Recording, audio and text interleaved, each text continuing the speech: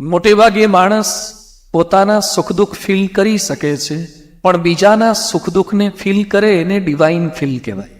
એકવાર એક માછલીના બચ્ચાએ પોતાની માતાને માછલીને પ્રશ્ન પૂછ્યો કે માણસોને જમીન પર રહેવાનું, એ લોકોને ગેલેક્સીમાં પણ જવાનું, કોસ્મોમાં પણ જવાનું, આપણે તો બધું જ પાણીમાં, એ લોકોને રમવા જમવાનું હરવા ફરવાનું, સારા રિસોર્ટમાં જાય, પાર્ટી પ્લોટમાં જાય, સંગીત સંધ્યા પણ સાંભળે, અને આપણે તો પાણીમાં નીચે જ રહેવાનું. તો આપણે કેમ પાણીમાં રહેવાનું અને માણસો કેમ જમીન પર રહે? આવું માછલીનું બચ્ચું એની મમ્મીને પ્રશ્ન કરતું હતું. એટલે માછલીએ સરસ જવાબ આપ્યો કે બેટા, જે ફિશ હોય, ફિશ FISH, જે ફિશ હોય પાણીમાં રહે, અને જે સેલ્ફિશ હોય ને એ જમીન, જે સેલ્ફિશ છે. આજે જમાનો એવો છે, મને લાભ થતો હોય તો સામેવાળાનું જે થવું હોય તે થાય. એ દૂધમાં પણ ભેળસેળ કરશે. તમને આશ્ચર્ય થશે, ભારતમાં જેટલું દૂધ પીવાય છે એટલું દૂધ ભારતમાં થતું જ નથી. તો બાકીનું દૂધ આવે છે ક્યાંથી? બનાવટ. દૂધમાં ભેળસેળ, ઘીમાં ભેળસેળ, દવામાં ભેળસેળ, ઠેર ઠેર સતત આ ચાલે છે.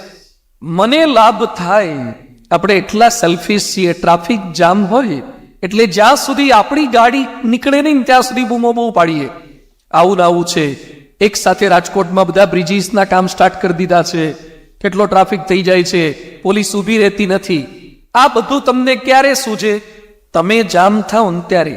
અને જેવો તમને રસ્તો મળી જાય ને પછી ચલો ને આપણે તો કામે જવાનું, જેનું જે થવું હોય તે થાય. તમે એકવાર નીકળી જાઓ પછી કોઈને રાજકોટના વિકાસની વાત સૂઝે જ નહીં.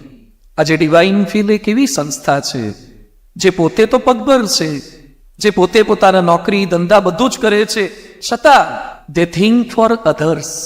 પરમ પૂજ્ય પ્રમુખ સ્વામી મહારાજનું એક સૂત્ર હતું, in the Joy of others lies hour on, in the progress of others lies hour on. બીજાના આનંદમાં આપણો આનંદ. હમણાં ઉત્તરાયણ આવે છે, ક્યાંક ક્યાંક દોરી તૈયાર કરવાનું પણ શરૂ થઈ ગયું છે. ઉત્તરાયણ પૂરી થયા પછી બધા એકબીજાને મળે ત્યારે એમ નથી પૂછતા કે કેટલા ચગાવ્યા. શું પૂછે? કેટલા કાયપા. કાઠિયાવાડમાં કાયપા કે કેટલા કાયપા. આપણને ચગાવવામાં બહુ રસ નથી. કોકના ચગતા હોય ને એને કાપવામાં બહુ મજા છે. કોક તો લંગરિયા નાખી નાખીને કાપે છે. કેટલાક લોકો કોઈનો સ્થિર પતંગ જોઈ શકતા નથી. આ કેટલા વખતથી ચગે છે, આનું કેમ કપાતો નથી? અને આપણે 3 પતંગ બદલાઈ ગયા.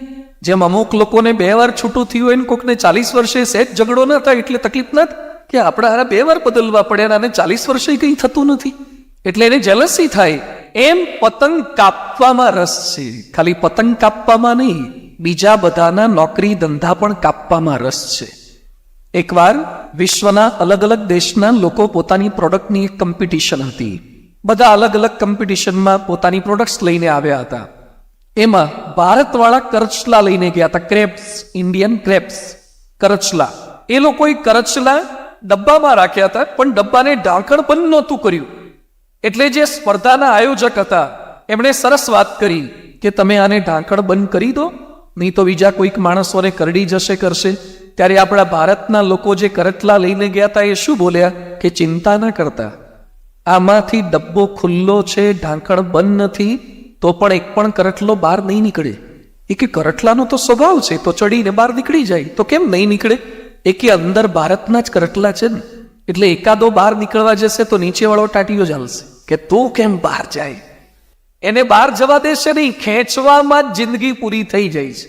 બીજાનું ખેંચવું, બીજાનું કાપવું. આજે બહુ સરસ આયોજન કર્યું છે. ચેરિટેબલ ટ્રસ્ટના મનમાં બીજાને મદદરૂપ થવાનો વિચાર આવવો. બીજાનું શું થતું હશે એને હેલ્પફુલ થવું. માણસ પોતાના માટે બધું કરે.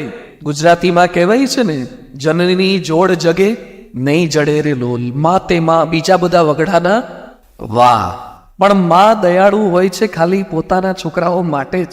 શિયાળામાં તમારા દીકરા દીકરી રાત્રે સૂતા સૂતા પાટા મારી મારી અને ગોદડું કે રજઈ કે શાલ ઓઢાડી હોય ફેંકી દેશે, તો અડધી રાત્રે માં કદાચ જાગી જાય તો એ પાથરણું કે ઓઢવાણું એને પારતું ઓઢાડી દે છે. જે પોતાના મનાયા હશે એની ચિંતા તમે અડધી રાતે પણ કરશો અને રોડ પરથી નીકળીએ ત્યારે ગોધરાના પંચમહાલના 150 ફૂટ રિંગ રોડ પર મજૂરો કેટલાય સૂતા હોય છે. કોને ઓઢાડવા આપણે ગયા? કઈ માં ગઈ? જે પોતાના હોય એના માટે તો માણસ ઘસાય, પણ જે પોતાના ના હોય એના માટે ઘસાય એને ડિવાઇન ચેરિટેબલ ફીલા ટ્રસ્ટ કહેવાય છે. બીજા માટે ઘસાવાનું, અને જો પોતાના મનાશે તો પછી બીજા પારકા લાગશે જ નહીં. તમે બસમાં બેઠા હોય અને તમારો નાનકડો દીકરો એની મમ્મી કે પપ્પાના ખોળામાં સૂઈ ગયો હોય અને બસમાં એની મમ્મી પગ પણ બદલી ન શકે, પગ બદલવા જાય તો બાળકની ઊંઘ ઉડી જાય, એટલે માં પગ એમને રાખે છે, ખાલી ચડી જાય તો પણ એમને રાખે છે, એને વજન નથી લાગતું. જે પોતાના મનાયા હોય એનું વજન નહીં લાગે. અને બાજુમાં કોઈક અજાણ્યો માણસ બેઠો હોય ને આપણા ખભા પર જોલા ખાતો હોય તો એ ભાઈ સરખા બેસો ને. જે તમારા નહીં હોય ને એનો થોડોક વજન પણ તમને ગમશે નહીં. એમાં સૃષ્ટિના તમામ લોકો તમને પોતાના લાગવા જોઈએ. વસુધૈવ કુટુંબકમ, વસુધા એ જ આપણું કુટુંબ છે, વિશ્વ છે.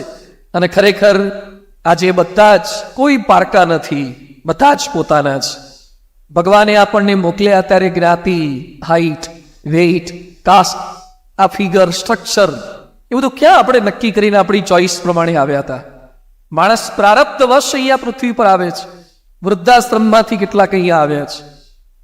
જે વૃદ્ધાશ્રમમાંથી આવ્યા હોય વૃદ્ધોએ હાથ ઊંચો કરો તો મને ખ્યાલ આવે કે વૃદ્ધો કેટલા છે ને કેટલા વૃદ્ધો થવાના બાકી છે.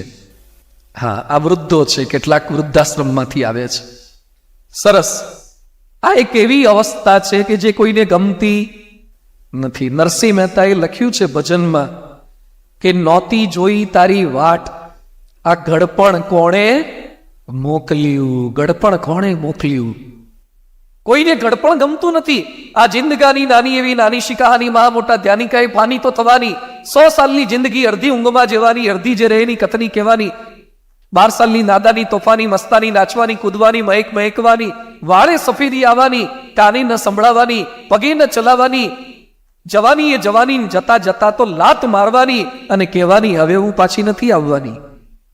શિર પર વાળના પટિયા, કાનમાં બુટિયા. છોકરાઓને યુવાની હોય એટલે શિર પર વાળના પટિયા હોય, કાનમાં બુટિયા હોય અને શરીર પર ટેટિયા હોય. હવે ટેટિયા થઈ ગયા ને બધા. પેલા છોમડા હતા, હવે ટેટા કરે છે. વધારે સારા દેખાવું છે. બાળપણમાં ડાયપર પહેરવા પડે અને ધ્યાન ના રાખે તો બુઢાપામાં ડાયપર પહેરવા પડે. આ એક એવી અવસ્થા છે જે બાળપણ તુલ્ય અવસ્થા છે. જે ગમે કે ના ગમે છતાં એ વૃદ્ધાવસ્થાનો સ્વીકાર કરવો પડે છે. એક દાદા મંદિરે આવ્યા, પછી માંડ ચાલતા હતા. આમાં પણ કેટલાક લોકોની માંડ દાદરા ચડતા હોય છે, ચલતા હોય છે. જે પગેથી ગિરનાર દોડીને ચડી જતા હતા એ પગેથી ઉંબરા તો ડુંગરા થયા રે, પાદર થયા પરદેશ, ગોળી તો ગંગા થઈ રે, એવા ગડપણના વેશ. વૃદ્ધાવસ્થા બધું કરાવે છે. કેશવ કેસ ऐसी કરી કલી કરે ને કોઈ.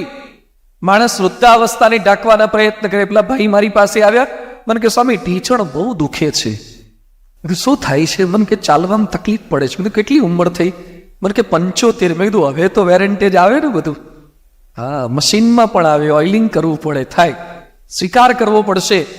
માણસ છુપાવવાનો બહુ પ્રયત્ન કરે. કેટલાક લોકોને ઉંમર પૂછીએ ને તો લગભગ સાચી બોલતા હોતા.